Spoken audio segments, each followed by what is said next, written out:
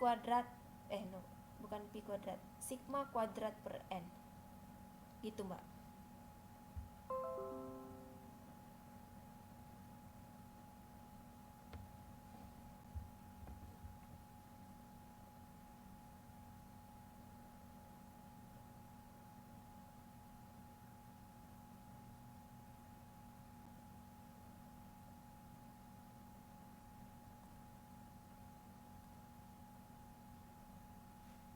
Hasilnya karena dikali 100. Sebenarnya tidak dikali 100 bisa jadi 1,57. Tapi nggak ada persennya. Jika ingin nggak pakai persen, itu dia hasilnya 1,57. Tapi karena ingin dibuat ke dalam bentuk persen, nah jadilah dia dikali 100, 157%, seperti itu.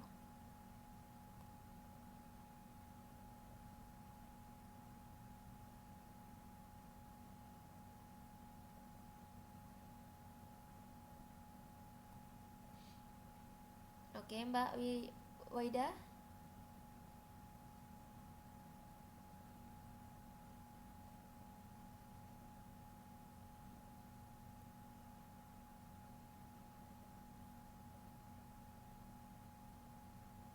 Oke, yang lain gimana? Jika memang tidak ada lagi pertanyaan, kita bisa pindah ke bagian yang lain.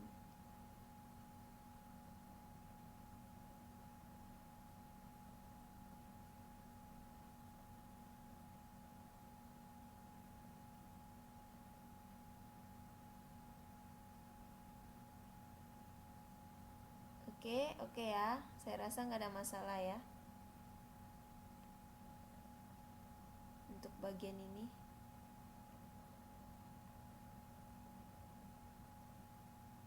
Ya.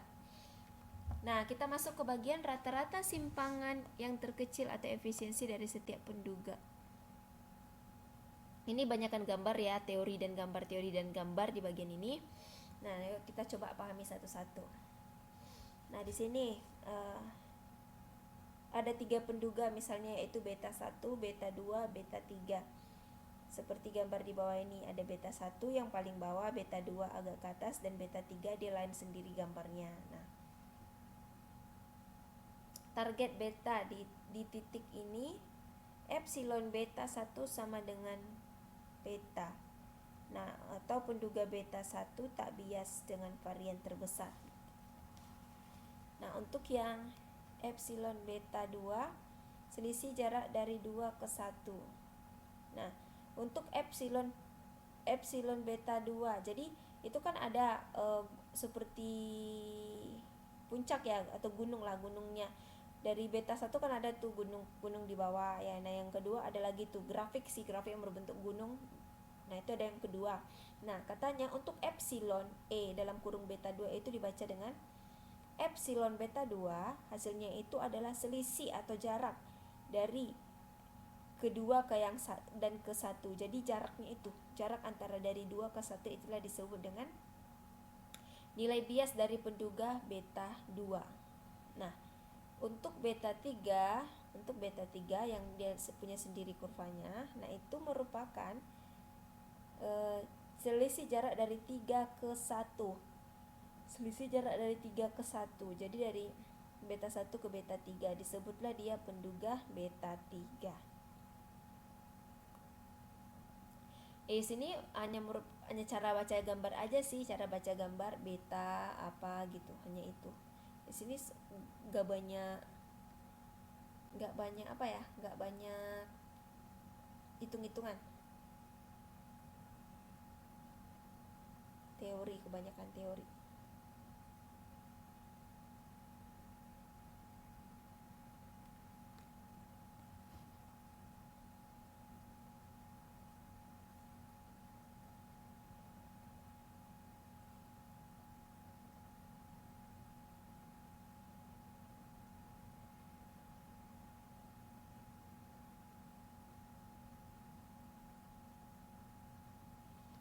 Oke, paham ya? Ini hanya membaca gambar aja sama memahami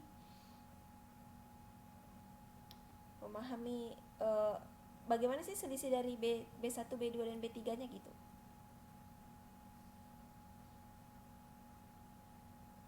Nah, di sini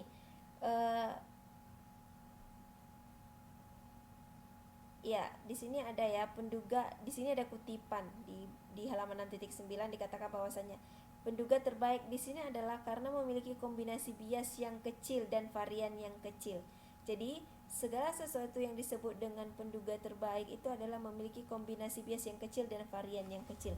Kombinasinya kecil, variannya kecil, itulah dia penduga terbaik. Nah, itu teorinya. Itu coba diperhatikan 6.9 setelah yang ada 3 bagian tuh ada itu seperti paragraf. Nah, di tengah-tengahnya coba lihat, perhatikan semuanya. Coba dikasih warna atau apa, terserah. Biar nanti bisa tahu apa itu dia penduga yang baik.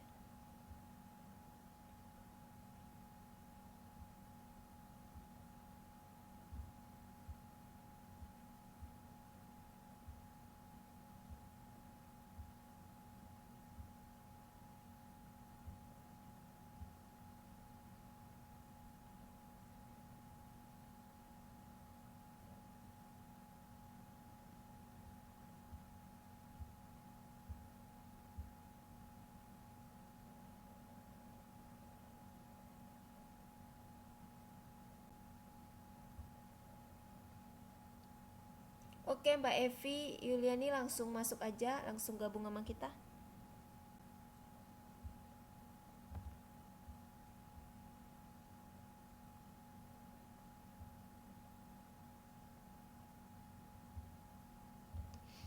Ya, dapat ya yang tadi ya. Nah, nah di sini ada rumusan baru yang disebut dengan RSK atau rata-rata simpangan kuadrat. Untuk sebelumnya, untuk membaca kondisi gambar ini atau kurva ini, ngerti? Semuanya paham? Mbak dan Mas sekalian?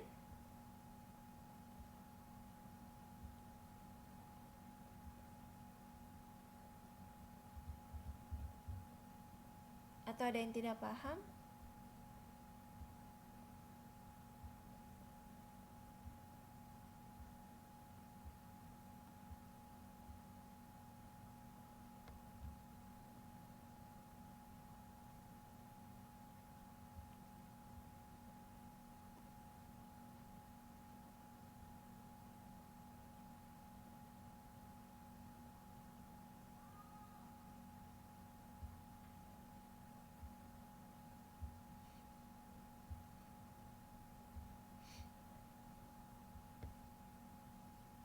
Oke ya, kita lanjut ya ke slide berikutnya.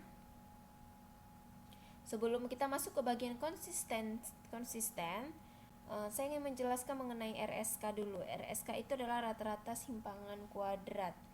Nah, untuk rata-rata simpangan kuadrat ini, jadi RSK adalah delta epsilon beta 1 beta I dikurang beta dikuadratkan. Itu rumusnya. Nah, kemudian ada juga nih untuk dimana beta adalah target atau nilai populasi yang diinginkan.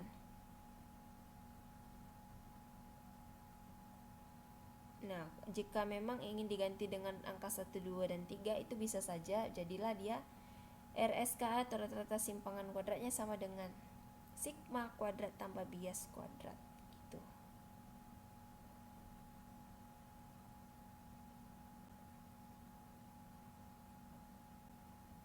Oke.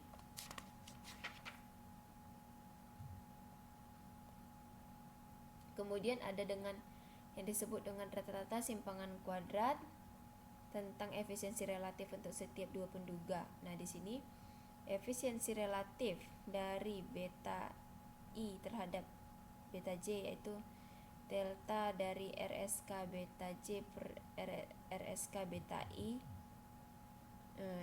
Ini dimana I tidak sama dengan J. Ya, kalau I sama dengan J, dia hasilnya bakalan 1. Tapi kan ini harus pasti tidak sama dengan itu.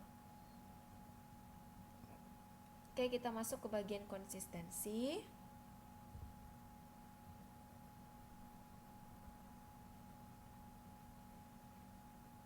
Nah, konsistensi apa yang dimaksud dengan konsistensi? Konsistensi adalah penduga yang secara sempurna nilainya berkonsentrasi. Dinilai targetnya bila sampel kita diperbesar sampai tak terhingga. Suatu penduga beta 1 bila bias sama dengan 0 dan sigma kuadrat sama dengan 0 bila n tak terhingga dari P gitu ya. Nah, kita bisa lihat di gambar di halaman 6.10.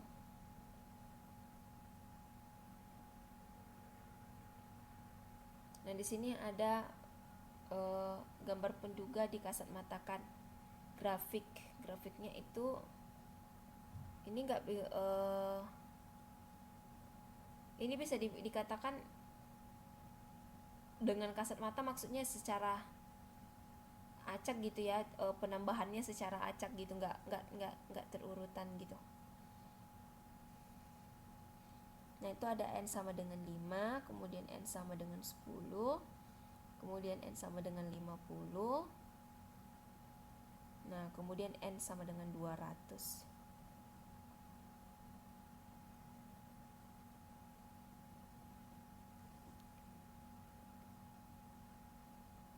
Coba lihat yang ingin disampaikan dari grafik ini adalah, kan itu ada n sama dengan 5, n sama dengan 10, n sama dengan 50, dan n sama dengan 200. Yang ingin disampaikan adalah jika sampelnya semakin besar atau n-nya semakin besar, maka biasnya semakin kecil. Coba perhatikan, n sama dengan 5 itu biasnya besar kan ya, karena lebar. Untuk penggambaran kurvanya lebar. Tetapi untuk n sama dengan 200, dia lekukannya itu kecil tapi tinggi ke atas. Jadi maksudnya semakin banyak sampel yang digunakan, maka semakin kecillah bias yang diperoleh dari penggambaran kurva tersebut. Gitu.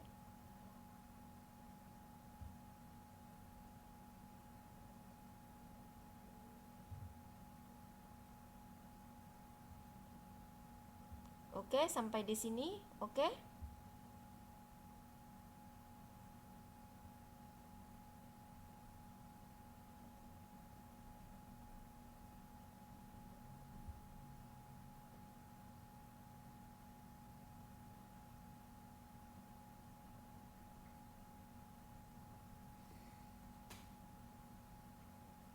Yang lain gimana?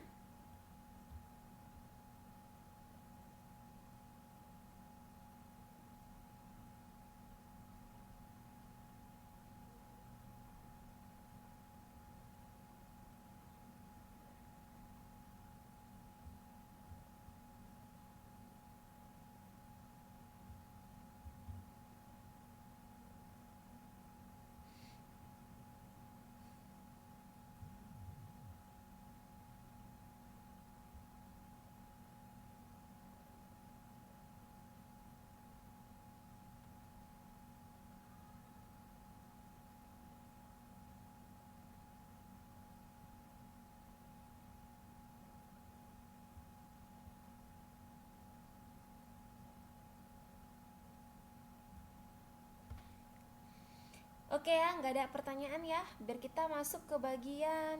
Nah, untuk yang ini modul yang 161 udah boleh. Nah, yang kita masuk ke slide selanjutnya yaitu bagian penduga titik dan pendugaan rentang. Atau kita kasih waktu 1 menit dulu, rehat. Sekalian kalau ada yang mau bertanya, silakan bertanya dalam waktu 1 menit ke depan. Saya persilahkan.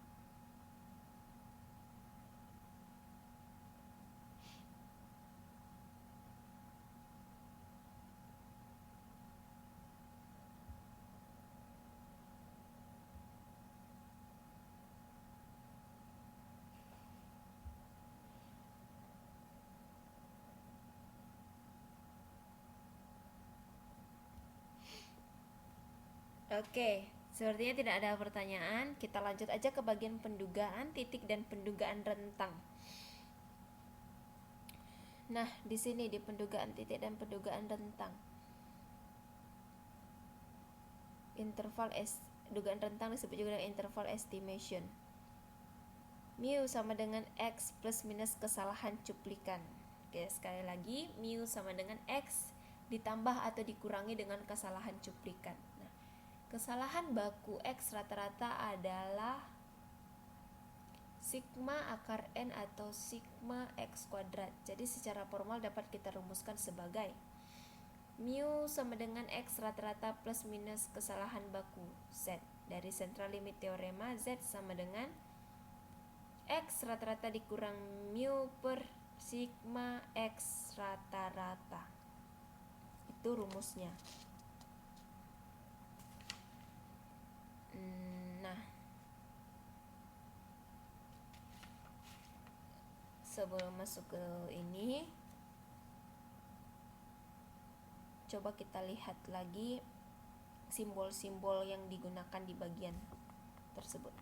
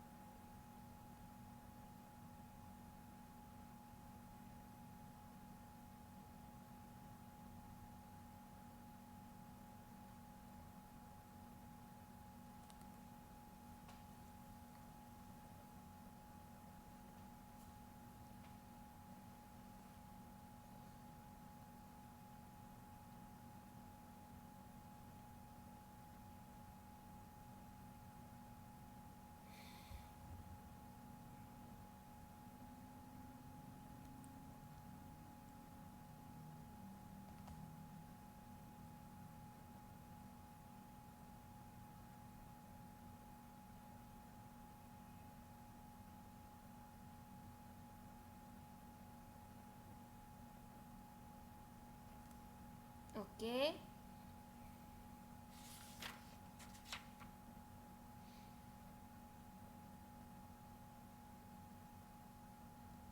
Nah, kita bisa lihat di gambar 66.6. Ini ada seperti gambar yang pendistribusian daripada kesalahan baku simpangan, dan juga sudah ditentukan berapa luas daripada setiap ujung kurvanya.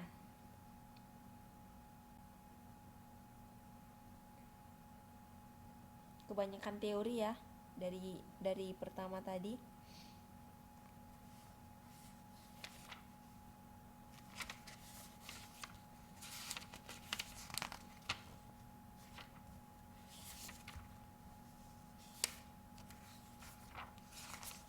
Oke, kita bahas saja ya. Memang kebanyakan teori nih bagian ini. Oke, yang pertama sekali, untuk menghitung dugaan rentang katanya adalah langkah yang pertama kita harus gunakan adalah menetapkan beberapa besar keyakinan kita akan kebenaran dugaan kita. Nah, pada umumnya 95 derajat keyakinan kita untuk hal ini. Nah, coba lihat kenapa di sini ada dia setiap ujung memiliki luas 2,5%. Nah, untuk PR di gambar 6.6, siapa yang bisa jawab kenapa dia setiap luas kiri dan kanan itu memiliki luas 2,5%? Kenapa? Dia ada sebelumnya di halaman 6.17 kita bisa membaca di sini. Oke, kita baca ya, misalnya berapa harga rata-rata mobil di Indonesia, dan dijawab antara 0 sampai 100 miliar rupiah. Pastilah dugaan rentang kita mencakup nilai yang ingin dicari. Nah, seperti orang dapat membuat dugaan serupa, dugaan yang bernilai rentangnya besar sekali tidak mempunyai nilai duga sama sekali. Contoh yang lain dinyatakan, bagaimana cuaca besok? Nah, Jika ada seseorang yang menanyakan bagaimana cuaca besok, maka jawabannya adalah hujan ataupun tidak hujan. Nah, dugaan rentang yang baik itu memiliki daya guna yang tinggi, meyakinkan, dan mampu mencakup nilai target ke dalamnya. Misalnya diketahui mu-nya sama dengan 50, maka dugaan yang telah dibuat adalah 45 ditambah ataupun dikurangi dengan 10 dengan derajat keyakinan 95%. Nah, jadi terbesar adalah derajat keyakinannya adalah 95%. Nah, di sini kenapa ada setiap luas ujungnya itu kiri dan kanan itu 0,025. Kiri 2,5%, kanan 2,5%. Kenapa? Itu untuk memenuhi 100%. Nah, untuk memenuhi 100%. 0,25 di kiri, 0,25 di kanan menjadi 5%. Sehingga 5% ditambah 95% adalah 100%. Gitu. Mbak Kusnul Fatimah, ya silahkan langsung bergabung, nggak apa-apa Mbak.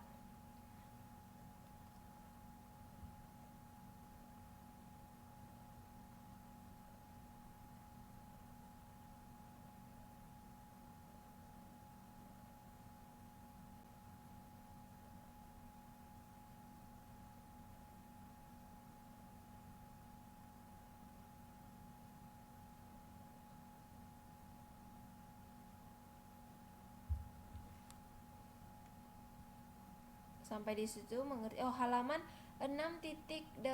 Sekarang Mbak kita masuk ke bagian 6.18.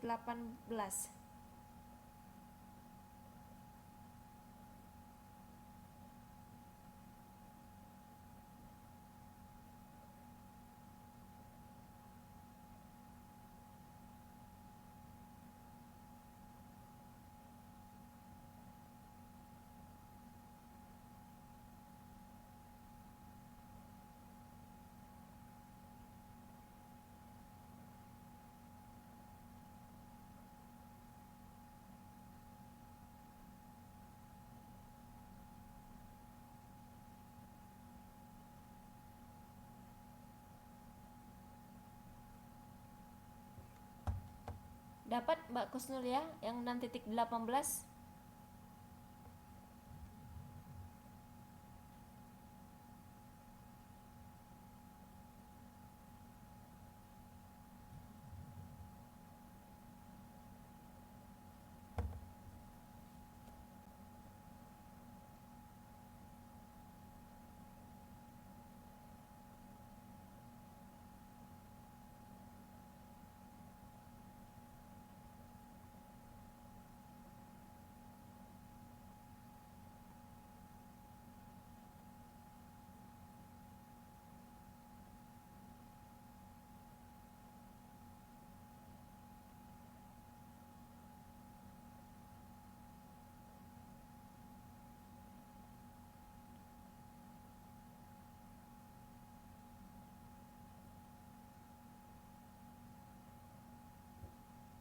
Dapat Mbak Kusnul?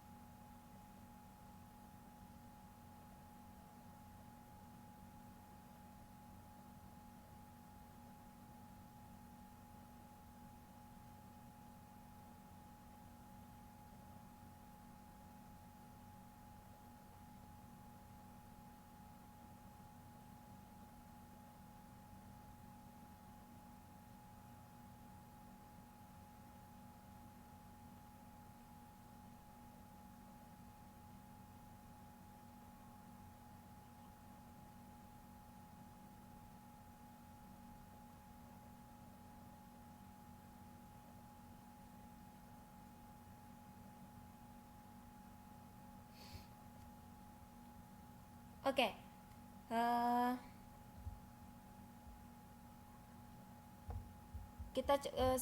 saya ulangin lagi ya menjelaskannya. Yang untuk coba perhatikan, nah di sini tingkat maksimum daripada derajat keyakinan adalah 95%. Nah, yang 5% lagi kemana? Yang 5% lagi adalah digunakan sebagai tingkat kesalahan baku ataupun simpangan. Nah, di mana di grafik ini digambarkan ada grafik di halaman 6.18.